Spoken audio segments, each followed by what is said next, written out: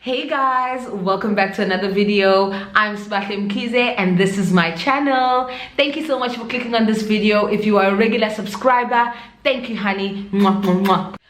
And if you are new here today, welcome. Thank you so much for clicking on this video. I hope that you stay and you subscribe so that you don't miss another video by me. So because I can't even deal.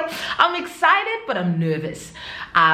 This is a heavy topic, mainly because I haven't really spoken about it before on a video. Generally, if you watch my videos, you know that I am in China and I am an ESL teacher working in Beijing and in Hefei temporarily. So you know that sometimes when I go on my mini vlogs or vacations, you see a bit of it and you see a little bit of my frustration. So today I just thought, you know what? It's time. Let me not lie, guys. Kumnandi China. Ukutravelisha kumnandi, ukushoppa kumnandi, ukuphila impilo kumnandi. I'm not gonna lie. But there are some cons, okay? And there are some times where it's like, hayibo kwaze kwanzima. As you can see by the title of this video, I'm going to be talking to you guys, or rather sharing with you some of the things that I've learned or experienced as a black woman in China. A lot of it will be based off my experiences and maybe some examples from my friends, but it's going to be all about me, and we're going to talk a little bit about my mental health during 2020, the biggest lockdown we've ever experienced here in China, during my first year and second year, and everything. So before I even start, I feel like I need to say that this is something that I learned when I was already here. No one told me this when I left. And much like most of you, I probably didn't know this information, what I'm about to tell you now.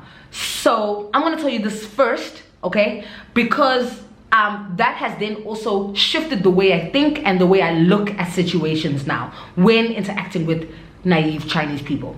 Obviously, China is a communist country, and generally, this country, in terms of their technology and television and what they see on television, is, you know, not what we see in South Africa. For example, they are not watching Generations, guys. They are not watching they're not watching The River. They're not watching I don't know, just shows where there are black people on the show. They are not watching. They are not watching. I just said Firstly, most of them, I would say like 90% of them, do not see black people on their televisions. They don't hear black people on their radio. They don't see black advertisements or black billboards anywhere, other than professional athletes and stuff like that, of course. But they don't see that. So when approaching or when coming to China, I didn't know that. And the minute I landed, it wasn't even like a day in Beijing, there were people coming up to me, touching my hair, touching my skin, you know, hoo-ha. When I walked by, I was shook. And so that was something that I didn't know. And coming into it, and later learning about it, it's actually changed my perspective, because a lot of the stuff, or a lot of the racism, or a lot of the actions that are taken, or people, or rather the things that I experience in the hands of Chinese people, is mainly due to them being naive or not knowing, you know, or never having exposure to a black person. So that really like shifted the way I thought about it. And of course, Western culture, you know, you don't stare at a person, you don't take pictures of a person, you don't walk up to a person and start touching their hair without their permission, you don't make a stink face and like walk away like ew, like you don't do that. You don't do that. There's a sense of manners, there's, you know, social matureness, and that I think lacks in the Chinese culture. So they think that's okay, that's in their culture. It's okay to whip up your phone and start taking pictures. It's okay to walk up to someone and just touch their hair. It's okay to stare. Like stare. Like stare. Guys, ganjela. So all those things, guys, I now know, but I didn't know in the beginning. So I wanted to get that out of the way because I just feel that's important to know when listening to the rest of what I'm about to say. Okay, so the first thing I want to talk about is, rather, I've listed 5 things that would shock you, like shock you as much as they shocked me. Yeah, I want to list these things and kind of talk to you guys about them, not to say, oh, these things have altered the way I have experienced this beautiful country, or altered the way that I have truly come into my own into this country. Rather, these things have been part of my experience, and I take them as part of my journey and things that I experience and I learn, and I take an opportunity to teach someone. Okay, the first thing is picture taking, staring. So Chinese people will take pictures. If they see you walking, you're walking on the side of the road, will stop what they're doing, whip out their phone, and start recording you. Kanje. I have it now. As a glandale. Whatever they're doing, they could be working, they could be on like a purpose, going somewhere. They will stop and do this. So yeah, that for me was like, Haibo guys, Haibo. And like at first, I'm not gonna lie to you, I would get so upset. Guys, there were mornings where I'm like, I'm having a bad hair day. Like I do not want to be I don't want to be I don't want to be on someone's phone. I don't want to be I don't want anyone taking a picture of me. I don't want for you to even look at me, kind of thing. And then there's days where I'm feeling good and you know, my confidence is up and all of that. And still, I don't want to be taking photos of. I don't want to be, you know, no, don't do that. It's weird, kind of thing. And you know, that was tough, guys. That was tough because I'd be sitting on the subway, probably listening to music on my way home, exhausted from work, and mengiti jab ubizumuntu uyang record. And I mean, I've experienced people who are actually like, who try to hide it, like who will like whip out their phone, yabo uyazama ukukulandela. And then there's other people who are just like, you know. So that thing shocked me. I actually, it shocked me for a very long time. So I had to decide, like I had to make a decision, because it really would ruin my mood. It would, like, I'd be feeling good, I'd be having a good mood, I'd be in a good mood. Umuntu just ruins my day by doing that kind of thing. So I had to really make a decision, make an intentional decision. You know what, these are the kind of things I can't let ruin my day. Like I need to learn to not get offended, but rather in that moment, if I can, be like, hey, especially if they speak English, hey, say hi, Miguelele, how are you? Sure. The second thing is touching of your hair, touching of your skin, touching of your butt, your boobs. Guys, I experienced this actually in the subway. Once someone touched my ass, a man touched my ass, and that for me like was one of the most traumatizing experiences. And I remember I was so like I was so violated, and that had never even happened to me like in South Africa, the way that it happened, because I was basically standing in the subway and this man was standing behind me, and like in the subways it gets like really close, and then like of course we were all close up, and then you know it got better and people started getting off the train, and he still stood there like right behind me. And then like as the train would stop, he'd like bump himself into me, like this is my back, like okay, this is my back and this is his front, and like I'd feel his hand, or I'd feel like his groin, or I'd feel like aibo, and I had to like, I couldn't move around because it was packed, so I had to like go, like move, or like I actually decided to get off the train and actually wait for the next one, because I was like, gosh, this is so traumatic. So other than that, obviously there's been other instances, but those ones have been less traumatic. But still, like, I'd be in the classroom and a parent would come up to me and touch my hair, or in the subway, like slightly falling asleep, and I feel someone like making their way down my brain. I got George, we are evaluate along. Hey, Ganchela guys, Ganchel. So all of that, man, like, it happens, like, and in that moment, of course, like, the first year was the toughest. Like, I will keep repeating this, it was so tough. And then by the second year, once talking to other people about it, I started to realize, okay, it's normal. And then I started asking myself, like, why kind of thing. And that's when doing research and speaking to other Chinese people and speaking to other foreigners who are well informed about Chinese history, I started to understand why they were doing that. So in that moment, now, if that happens to me, I don't get offended immediately. Like, I don't get into fight mode. I rather, like, move back. No, like, I make a stern no kind of thing and walk away. Or if I can see the shame, they mean no harm, they just want to see, they're inquisitive, like, I stop and I entertain. But I go according to my mood. I don't make it, like, I don't do it every time. Like, if I'm not in the mood, get away from me, don't touch me, I don't want to be touched, suge to the one kind of thing. Like, the next thing that shocked me are, like, Chinese people who, like, look at you guys in disgust. Like, look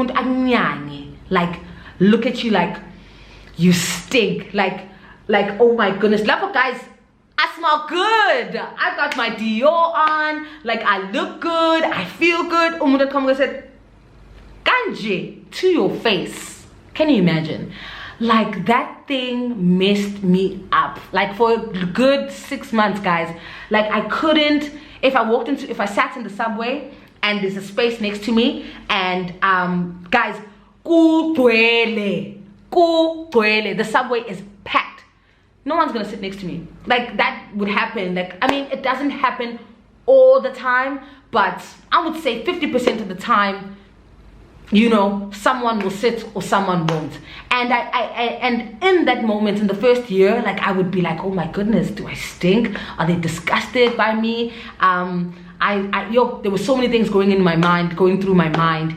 And the more, obviously, I learned and whatever, and I spoke to people, the more it came clear to me. Like, I started to ask myself, who are the people that are sitting next to me and who aren't?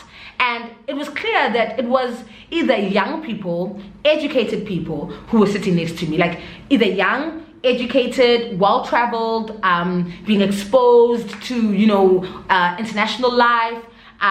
But it's always the old people, that they don't ever. Like, I mean, if there's uhlala for a reason. Ufuna shoot, wants to take a selfie. Like, if they sit next to me, they want to take a selfie. Or if they sit next to me, they want to touch my hair, they want to get close just to, you know. But so yeah, these are, like, little observations that I've made. So the next thing is most of the time, like 99% of the time, okay, all of the time, the kids in the schools that we teach in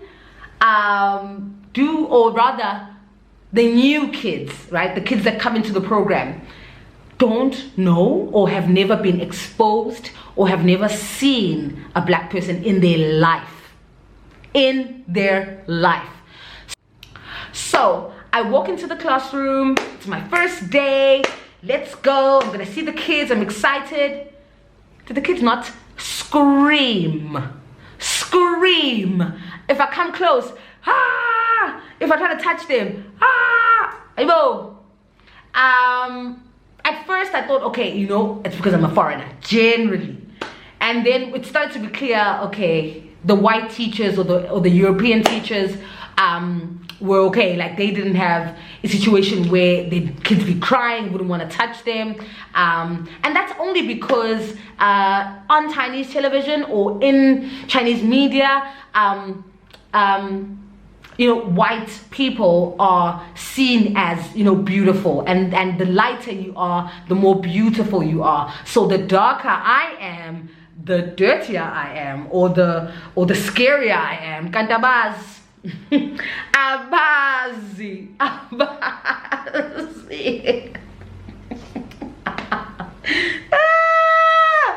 Dead Abaz. Kantabaz.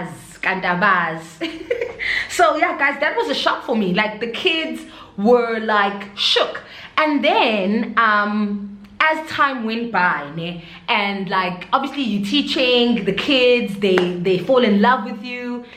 The same kids who are screaming and crying are the ones who are kissing all over you, loving you, and that makes it okay. Like, it makes it worth it, kind of thing. So with time you get used to it, but I didn't know that. Like, I didn't know that these kids have never seen a black person in their life. And when I walk in, hey, we're guys, like, when I say screaming, like they, hey bo. Anyway, okay, the last thing that really shocked me, the fifth thing that really shocked me was the fact that it actually did shock me, was that there's a perception here in China that all black people are from Africa. Like, all black people in this country are from Africa, and all black people in this country are from Africa, and no one. It's like they get floored when they hear that if they hear like an American say I'm from America, or if they say I'm from the Bahamas or I'm from the UK, they just like, Shama? How? Like, what? Like, no way. Like, but your skin color, I'm telling you, like, this, I can't make this stuff up. Guys, aibo. So those are the 5 things I can say like really shocked me, especially when I first arrived here. And when I look at like the amount of mental blows, guys, I had so many low days. I'd be missing home. I'd be wanting, like, you know, just craving family, craving to be with family and eating good food, and get on the subway and have to deal with this, and then still have to be in a good mental state to smile and be in front of the kids and educate and empower this next generation. Like, mentally, it was such a heavy thing to carry. And I remember it hit me the hardest during the Chinese lockdown. Of course, well, the entire world COVID lockdown in 2020. Wow, that was hard. I mean, all these things that I've mentioned were magnified, right? Because there was a perception, a false perception, that black people created, made, started COVID in their minds. So I'd walk out of my apartment to go get some water downstairs, Gustolo, in our building, and I'd be in the elevator. And if the elevator opens up something at a floor before I get to the ground floor, and I see people waiting to get in, they literally, like, I'd be the only one in the elevator. They're going down. Literally, they would just be like, no, lift. Okay, and I'm like, okay, fine, whatever. But like, the one that like hurt me, like, young herder. I remember I was like in the lift, ne, and this lady came in. Guys, you walk in and you don't even make eye contact. You don't even look at each other. This lady made eye contact. Immediately took her top. Wagena we lift. And covered her face until I got out the lift. Covered her face. Her Alec was like, Kanji, I'm telling you. And that for me, like, I'm already missing home. I'm already having doubts. Should I be here? Should I be locked up? Should I be in lockdown in China? Am I in the safest place? I mean, at that time, the cases here were staggering high. Like, there were so many. Like, I was, you know, having so many, like, doubts, anxiety, minor depression. Like, it was just a lot.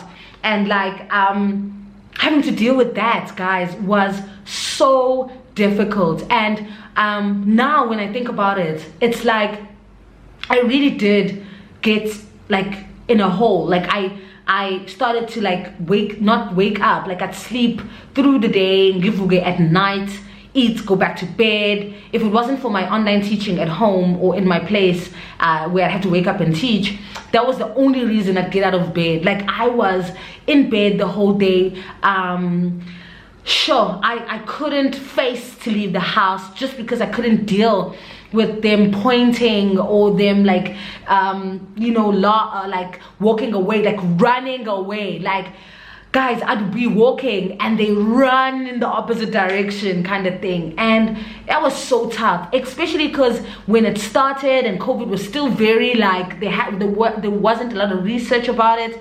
There wasn't a lot of information about it, so it was very, very difficult. And now when I think about it and I experience that, I get happy and I'm like, hey, stay away from me. I do not want to be contacting anything or contracting anything. Like, I'm just like, in bed, run away, stay away from me, in bed, don't come near me kind of thing, now that I know the truth. And everyone knows the truth, but there's still those people who are very naive, who are uneducated, who are, don't want to grow and learn. And I mean, there's tons of stuff now all over the news, all over social media, and yeah, we still have those people. But I just have chosen to not get offended, and I've chosen to in that moment, don't allow that experience to ruin my day or my mood, and yeah, just keep it moving. COVID lockdown was tough. My mental health was rock bottom, and at that moment I didn't have tools, I didn't have skills to help me to help me to feel better, to approach the day differently, to be kind to myself, to speak to myself nicely even when the world is telling me otherwise. So it was just like, at that moment, like, it was really, really tough. So that's when I really depended a lot on my friends, especially my friends here in China, and I really seeked out for help. And that's when I actually started approaching my one friend about therapy. And I knew that she was going to therapy, and I reached out to her and she gave me information to her therapist. And yeah, I've been doing mindfulness and mindful therapy, which is just like meditate. It's in addition to speaking with the therapist, the psychologist, it's also breathing, meditating, co-hand, like together. So like it's psychology and speaking plus meditation, praying, breathing, and all of that. So that stuff really, really helped me. Journaling. I didn't have the tools at first, and I think if anything you can take away, and if you're thinking about coming to China and you don't I hope by the end of this video you haven't changed your mind, but all I could say is, like, if you can take anything away from here is, if you can, and if you can afford to, and if you have the resources, please seek mental support structures, or set mental health structures or systems in your life to help you to deal with anxiety, or when it feels like it's becoming a lot. Like, what do you do as your outlet? That took me a while to build, and I really, really am grateful that I was able to when I did, because that also shifted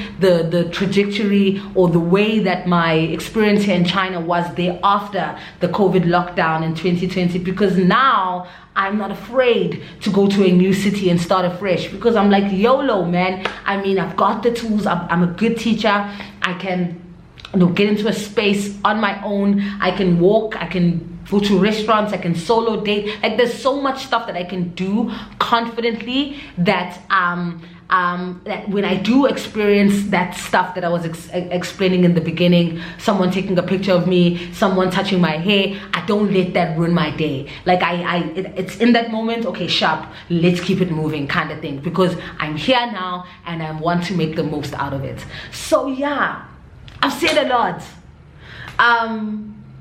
This was a really, really cool video to make. I think I've never actually voiced some of the stuff that I've said, the way that I've voiced it, the way that I've put it. But I hope you guys enjoyed this video. And just hearing some of these stories and some of these experiences that I've had. I hope that you subscribe.